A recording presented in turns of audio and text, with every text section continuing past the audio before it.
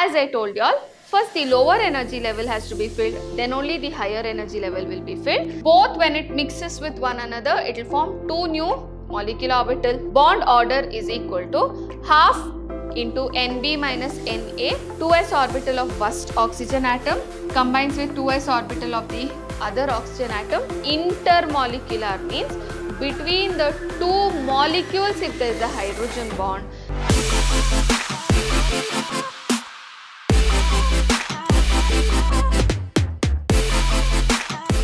Hello my dear students, welcome back to the last session on the chapter Chemical Bonding and Molecular Structure.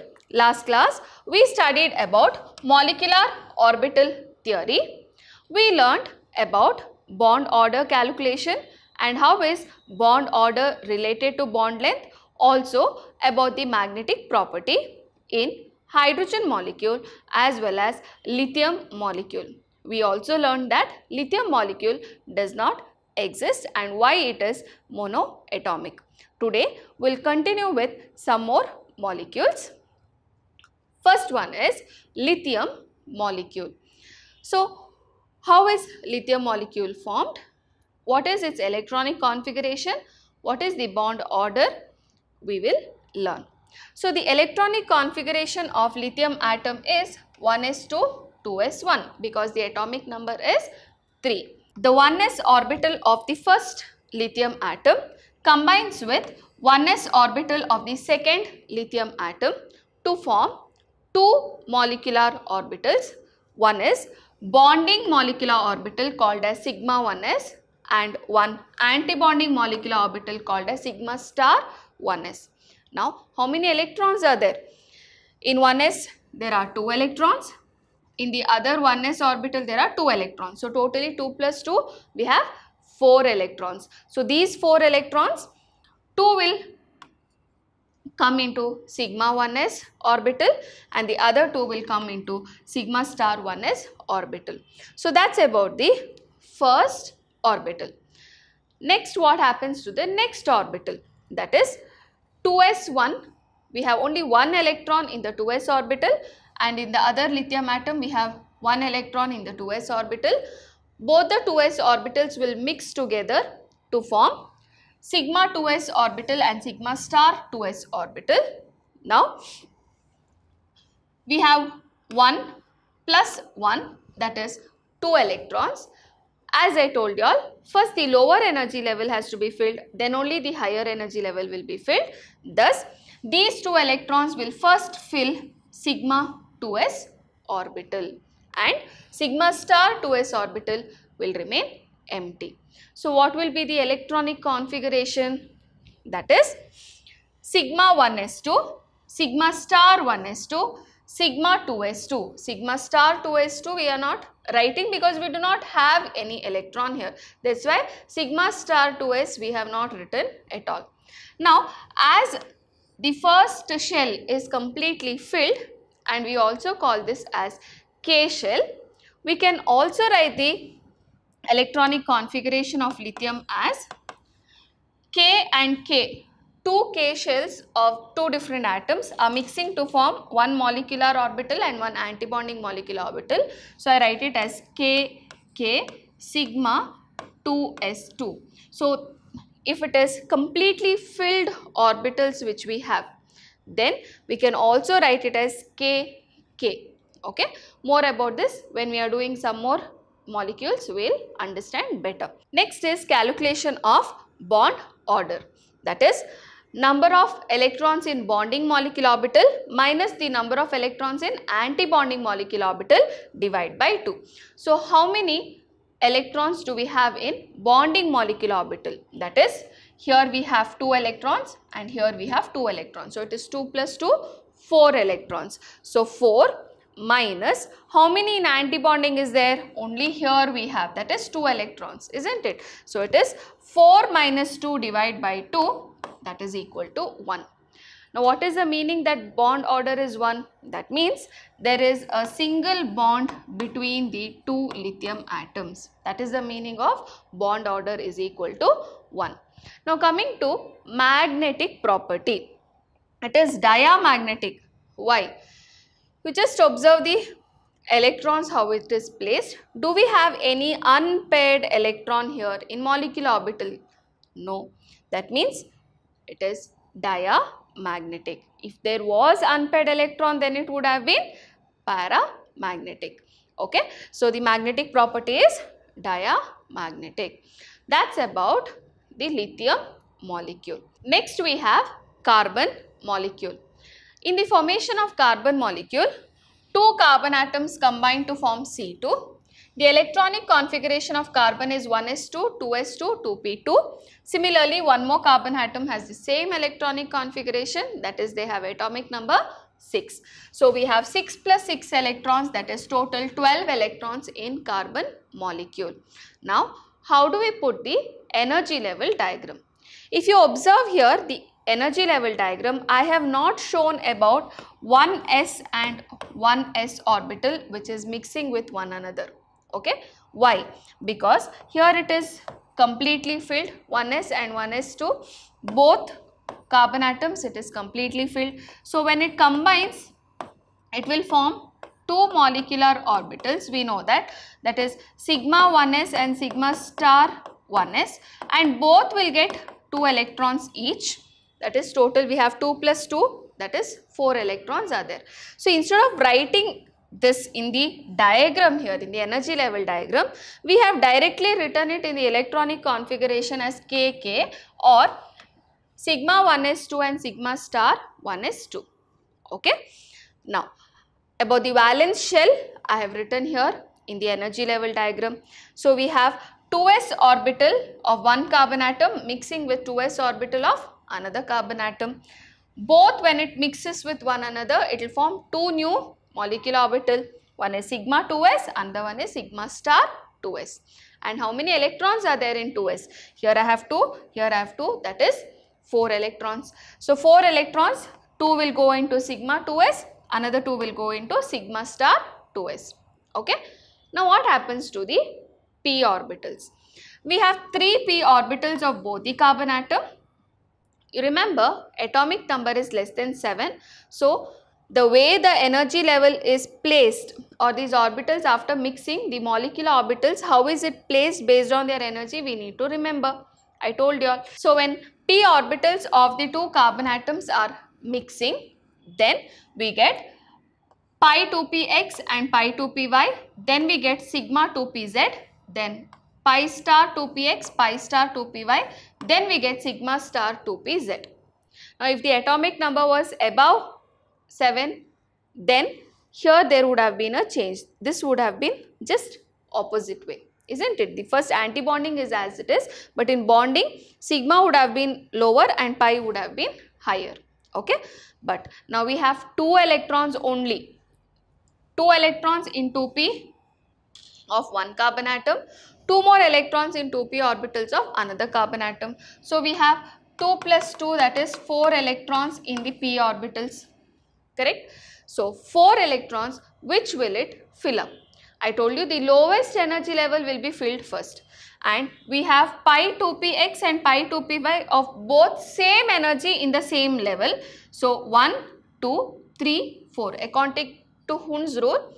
First single it will occupy, then it will pair up, but all the 4 electrons are going into pi 2px and pi 2py. Okay. So, the electronic configuration will be sigma 2s2, then we have sigma star 2s2, then we have pi 2px2 and pi 2py2. Okay. Why there is an equal to sign? Because they are of same energy level. Similarly, or if not this way, we can write it like this. Instead of writing it as sigma 1s2 and sigma star 1s2, we have written it as kk, because this is the k shell of one atom and the k shell of the other atom. That is why we have written it as kk. That means that shell is completely filled. Okay. Then we have sigma 2s2, sigma star 2s2, pi 2px2 and pi 2py2. So, this is how you write the electronic configuration of carbon molecule. You can write this or this way, both will fetch marks for you. Coming to bond order, how do we calculate the bond order? Bond order is equal to half into NB minus NA, or I can just write it as NB minus NB divided by 2. Okay, but how many electrons are there in bonding? We have 8 electrons in bonding and 4 electrons in anti-bonding. Okay, if you want to recheck, we can write our electronic configuration also and check here.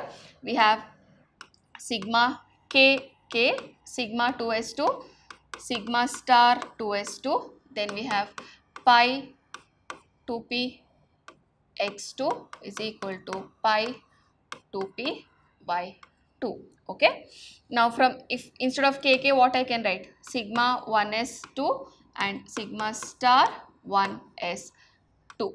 So how many bonding electrons are there? See, 2, 4, 6, 8. So totally 8 electrons from bonding we have written here. Anti-bonding 2 plus 2, that is 4. So anti-bonding is 4.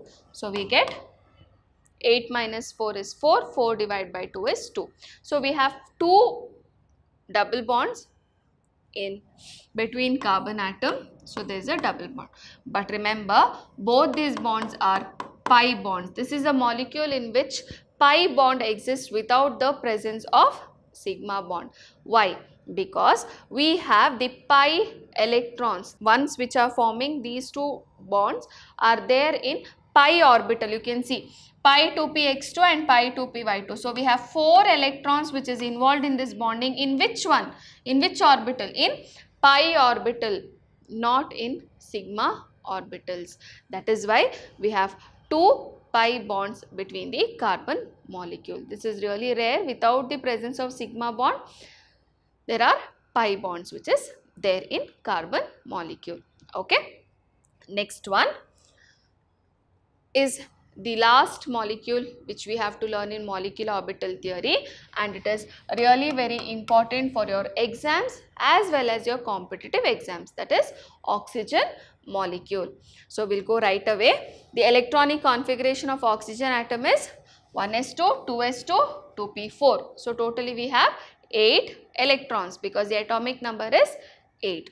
Then in oxygen molecule, what will be the electronic configuration? It will be sigma 1s2, sigma star 1s2, sigma 2s2, sigma star 2s2. Then you see sigma 2pz2. Then we have pi 2px2 and pi 2py2. Both are equal to one another. Okay. Then we have pi star 2px1 and pi star 2py1. That is only 1 electron each. Why? Because we have 8 plus 8, total 16 electrons. Isn't it? 16 electrons are there. So 2, 4, 6, 8, 10, 12, 14. After this, the pi star orbital will come into picture. You know, these both have same energy level. So the electrons first has to be singly occupied, then only it can pair up. According to which rule? According to Hund's rule. That is why first they will singly occupy. So 14, 15 and 16. As there is unpaired electron, oxygen molecule is also paramagnetic. We will see the energy level diagram in oxygen molecule. Here you can see we have started from 2s orbital of first oxygen atom with the second oxygen atom. 1s orbital we have not written because it is inner orbital and it is completely filled. Instead of that, what we can write? We can write as k directly in electronic configuration, or I can write sigma 1s2 and sigma star 1s2. Isn't it? I already explained that part. Now 2s orbital of first oxygen atom combines with 2s orbital of the other oxygen atom to form two new molecular orbitals, that is sigma 2s and sigma star 2s, and 2 plus 2, 4 electrons. So first sigma 2s will get filled with 2 electrons, next it will go to sigma star 2s. So we have 4 electrons of 2s orbital filling the molecular orbitals. Next what will happen? 2p orbital, 3 2p orbitals and 3 2p orbitals of both the atoms will mix with one another to have this energy level diagram. So you have sigma 2pz, then pi 2px and pi 2py, then you have pi star 2px, pi star 2py and sigma star 2pz. Okay. Now how many electrons do you have? You have here 1, 2, 3, 4. 1, 2, 3, 4. So 4 plus 4. How many electrons? 8 electrons are there in the 2p orbitals, isn't it? Those 8 electrons has to fill the molecular orbitals. So how do we fill? First the sigma. 2 electrons we have put. So out of 8, 2 are there. We have 6 more. So 1, 2, 3, 4. So 4 again it has filled up here. So we have 4 plus 2, 6. Now we have only 2 more electrons left. So it will fill singly occupy. That is because of Hund's rule. The energy levels are same for that particular orbital. Then it has to be singly occupied. Then only it can be paired up. Isn't it? That's why it gets singly occupied. Now coming to the bond order part. Now how many bonding electrons and how many anti-bonding electrons are there, we'll count. Okay, we have 10 bonding electrons. So we have 2, 4, 6, 8, 8 plus from sigma 1 is 2, that is 2 more 10. So 10 minus anti-bonding, you can see 2, 3, 4, 5, 6. 6 electrons, that is 2 from 1s2 you have got. Sorry, sigma star 1s2 you have got, isn't it? So you have 2, 4, 5, 6. 6 electrons from anti-bonding. So you have 10 minus 6 divided by 2. 10 minus 6 is 4. 4 divided by 2 is 2. So between the two oxygen atom there is a double bond. One is sigma bond, one is pi bond. Okay. Also, it is paramagnetic. I already told you there are unpaired electrons. That's why they are paramagnetic in nature. Next we have hydrogen bonding. What is hydrogen bond? Hydrogen bond can be defined as the attractive force which binds hydrogen atom of one molecule with the electronegative atom of another molecule. Now if you observe here in this diagram or in the structure, this is one water molecule. Okay, oxygen has more electronegative, it has got partial negative charge, and both the hydrogen has got partial positive charge. Similarly, we have one more water molecule like this. So a force of attraction between hydrogen atom of one molecule with the electronegative atom of another molecule. This is electronegative. So force of attraction between them, we call it as hydrogen bonding. Okay. Similarly, I can show the hydrogen bond between ammonia, that is NH3. Have one more NH3 molecule like this. Okay. So the hydrogen atom of one molecule is attracted towards the electronegative atom of one more molecule. Then this bond we call it as hydrogen bond. Okay, and hydrogen bond is always depicted by the dotted line. Now there are two types of hydrogen bond. We'll see which are there. That is intermolecular hydrogen bond and intramolecular hydrogen bond. The word itself tells. Intermolecular means between the two molecules, if there is a hydrogen bond, we call it as intermolecular hydrogen bonding. So if you see hydrogen fluoride, between the hydrogen of one molecule and between the fluorine of another molecule, there is a force of attraction, and this is called as hydrogen bond. Correct? So this is intermolecular. Between the two molecules, there is a force of attraction. One more type is intramolecular. Within the molecule only there is a hydrogen bond. Then we call it as intramolecular. Now if you see this orthonitrophenol, see this is OH group which makes the phenol. Now there is a nitro group in the ortho position. The neighboring position is called as the ortho position. NO2 group is there. Now the oxygen atom of NO2 group is attracted towards the hydrogen atom of the OH group. This is called as hydrogen bond. Now if you see, this is within the same molecule you have a hydrogen bond. Then we call it as intramolecular hydrogen bonding. So I hope you have understood about two different types of hydrogen bonding. Next class, we'll be starting the new chapter, states of matter. So I hope you have understood about the entire chapter, chemical bonding and molecular structure. It's a very important chapter for your competitors as well as your board exams, because the weightage is really very high. Okay, so see you next class. Thank you, my dear children. Stay curious, stay focused.